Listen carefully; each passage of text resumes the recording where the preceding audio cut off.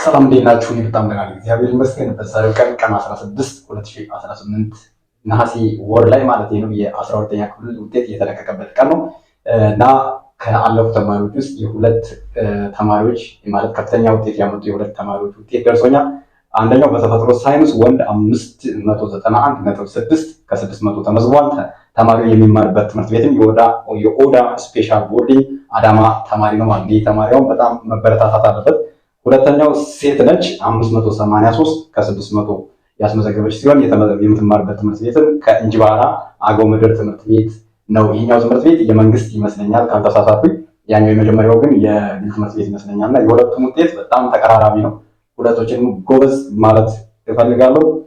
ጎበዞች ናቸው። እንደዚህ አይነት ልጆች መበረታታት አለባቸው እና ያው እንደኔ ትምህርት ላይ የሚሰሩ ሰዎች ካሉ ሸር አድርጉላቸው፣ ኢነርጂያቸውን እንዲጨምር ማለት ነው። እና ደግሞ ለተማሪዎችም አድርሱላቸው ይህን መረጃ ውጤታቸውን እንዲያዩ ለማለት ነው። በተረፈ ግን ላይክ እና ፎሎ ምናምን ሳታደርጉ እንዳትወጡ የሚደረጉ ሁሉ አሉ።